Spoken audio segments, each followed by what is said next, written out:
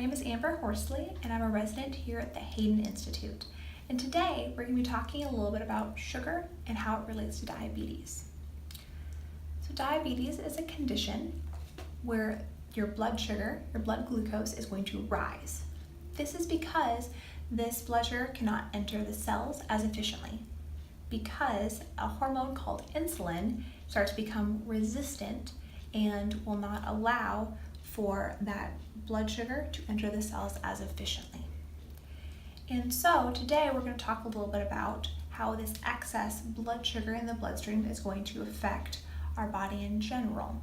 And so how a process called glycation affects many of our different metabolic processes. We're also going to talk a little bit about fructose, which is another type of sugar, and how that relates to liver health as well as our appetite and satiation. Okay? So first off, whenever there's a lot more glucose or blood sugar that's in our blood, that's going to potentially cause different reactions. And what that reaction with sugar and other molecules and protein structures is called glycation. So whenever these sugars bind to these other different protein structures or things like that in our bodies, it's going to change the shape of those different structures, therefore changing their function.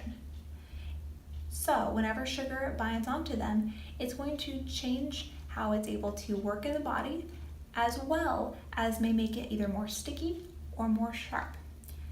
So a lot of different products, such as LDLs, so low density lipoproteins, a form of cholesterol or a cholesterol carrier, when sugar binds to it, will oftentimes get very sharp, and this can cut different blood vessels, which then will have to cause the immune system to come and to kind of bandage that, if you will.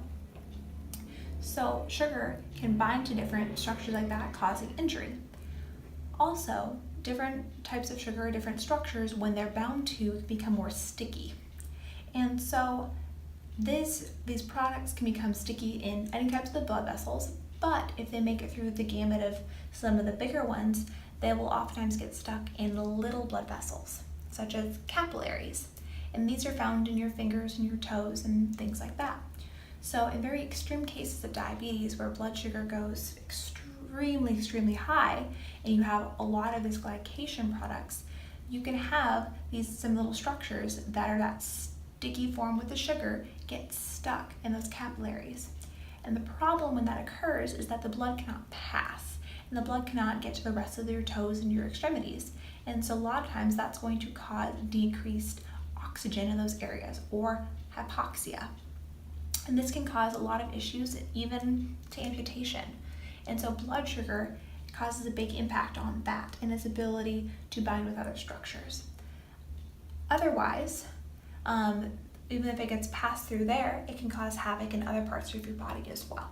So sugar and its ability to bind to other structures in your body causes many issues. And it can also cause an issue with your immune system, where your immune system sees these other structures as foreign, because it no longer looks like the protein structure it was before the sugar bound to it. So that can cause issues with autoimmune disease as well. The other thing we're going to talk about is fructose. So not everyone has always heard of fructose, but fructose is also known as fruit sugar. So it's oftentimes seen in fruits and things like that. However, more commonly nowadays, it is seen as high fructose corn syrup, as well as in table sugar. So table sugar is half, so it's 50% glucose and 50% fructose. So fructose is a little bit different in how our body metabolizes or utilizes it. So when fructose goes through, when we ingest it, our GI tract is not able to break it down or use it as efficiently as it can glucose. So fructose oftentimes gets shunted to the liver. And once it becomes the liver, it's going to oftentimes be made into fat. And so this will oftentimes start a process called fatty liver and lead to that different product. The other thing about fructose is that it does not respond to the rest of your body the same way that glucose or other molecules do. For instance, with a product called leptin, or hormone called leptin, which deals with satiation. So whenever you eat a big meal and you feel that, I'm done, that was good, that is when you're satiated. And there's a hormone that regulates that. It's called leptin. So fructose does not help to stimulate leptin or allow your body to know that you are full. And so oftentimes with high fructose corn syrup or all of these other different products, that is going to decrease your body's ability to resist food or feel like it's time to stop. So that'll also lead to increased weight, which will lead to many other issues down the road with increasing inflammation and toxicity and things like that.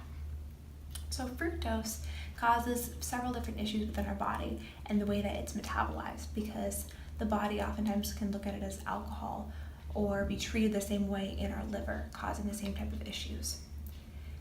So these are just a couple examples of how sugar specifically will impact the body when it comes to diabetes.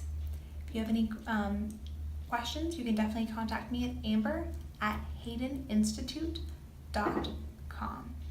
Thank you so much for your time. Have a great day.